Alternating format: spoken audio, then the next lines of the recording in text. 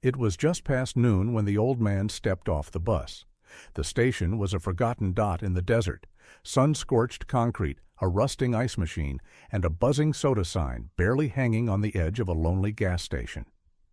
There wasn't much else for miles, just heat, dust, and silence. He wore an old denim jacket, boots that had walked through 100 lifetimes, and eyes that had seen more than they ever wanted to. His movements were slow but sure, like someone who had long since made peace with the weight of time. Then came the sound, low and distant at first, like thunder rumbling across the sands.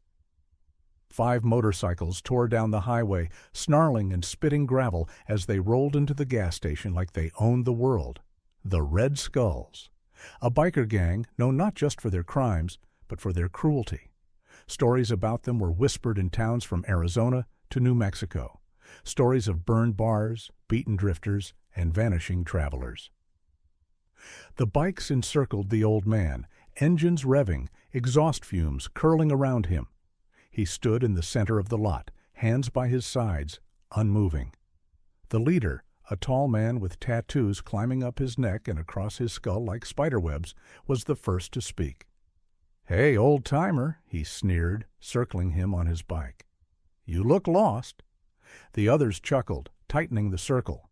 One of them spat at the ground near the man's boots. The engines roared louder, heat shimmering from the chrome and asphalt.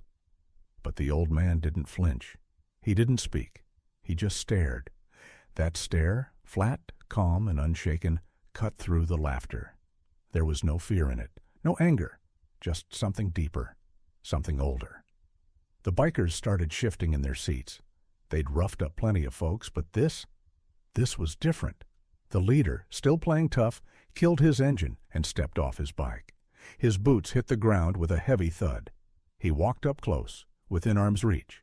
I said, "Are you lost?" he repeated, louder. Still nothing. The old man took a slow step forward. It wasn't fast. It wasn't aggressive, but somehow it was enough to make the leader freeze. He hadn't expected that. Behind him, the third biker muttered something and peeled off, revving hard as he sped back down the road without a word. One down. Another biker looked at the old man, then the leader, then shook his head and followed. 2 gone. The leader's face twitched. "Who the hell do you think you are?" Finally, the old man spoke. His voice was quiet, low and firm. "You ever seen a wolf stare down a pack of barking dogs?" The leader blinked, unsure what to say. That's when the old man unbuttoned his jacket, revealing a tattoo on his chest, old, faded ink, shaped like a black fang curling around a skull. The color drained from the leader's face. "Black Fang?" he whispered. "That gang's dead. They've been gone for decades." "I know," the old man said. "I buried them." There was silence again. Even the last 2 bikers weren't laughing anymore. One by one, the rest backed off. The 5th biker shut off his engine, gave the old man a long look, part fear, part respect, and turned away. The leader hesitated a moment longer, pride warring with instinct. But even he knew. This wasn't a man you tried, not today. He got back on his bike and rode off without another word.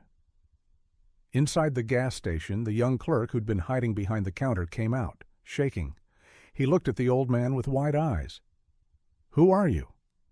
The old man didn't answer right away. He just stared off at the empty road, the sun setting low in the sky. The bus arrived again, late and wheezing. He walked to it slowly, climbed aboard, and found a seat near the back. When the bus pulled away, the clerk walked to where he'd stood. Scratched into the wooden bench beside him were 2 letters, barely visible. B.F. Black. Fang, the ghost of a past the world thought was long buried, had returned, not to fight, not to kill, but to remind the wicked that some lines still couldn't be crossed without consequences. And sometimes all it took to stop evil in its tracks was a stare.